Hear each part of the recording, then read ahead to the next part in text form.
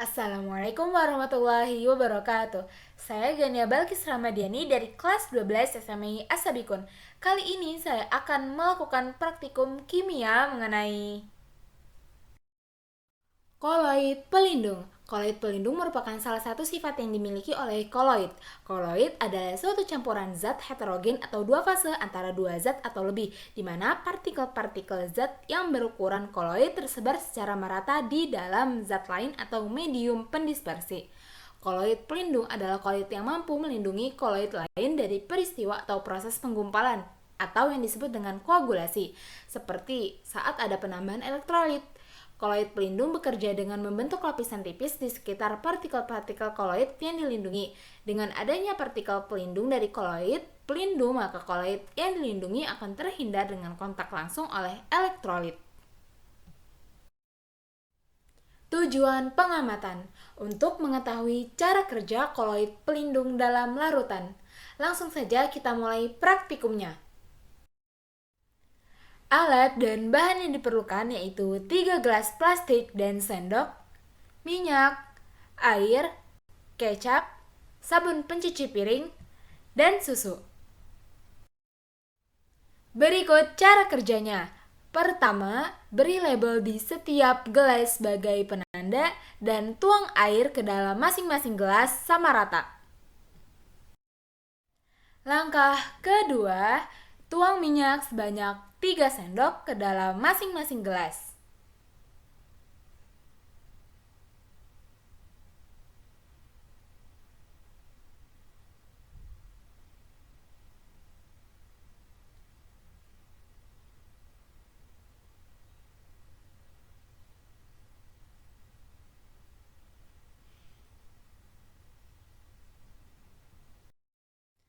Langkah ketiga, aduk ketiga gelas dengan menggunakan sendok.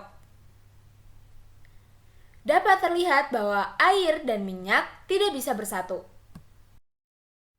Langkah keempat, tuangkan 1 sendok makan kecap ke dalam gelas atau sampel pertama, lalu aduk dengan menggunakan sendok.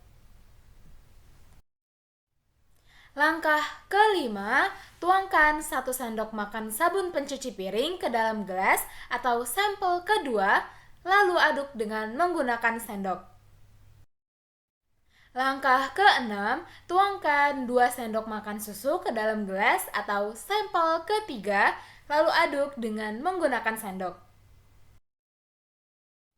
Hasil pengamatan menunjukkan bahwa pada sampel pertama yang berisi campuran air, minyak, dan kecap tidak dapat menyatu karena bukan koloid pelindung.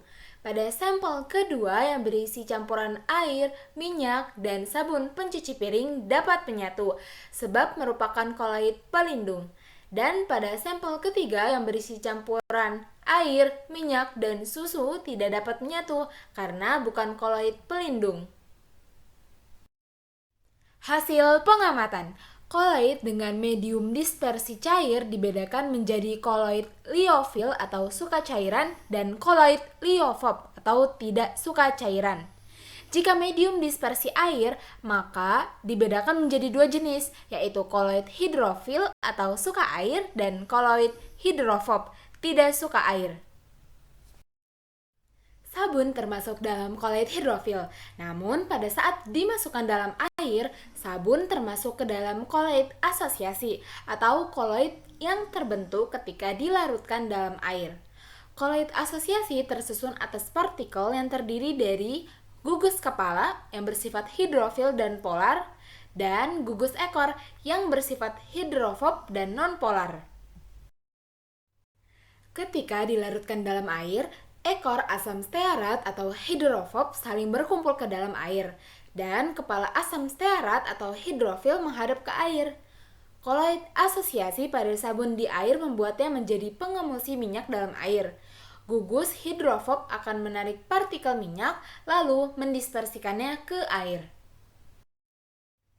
Kesimpulan, kecap dan susu bukanlah koloid pelindung, sedangkan sabun adalah koloid pelindung.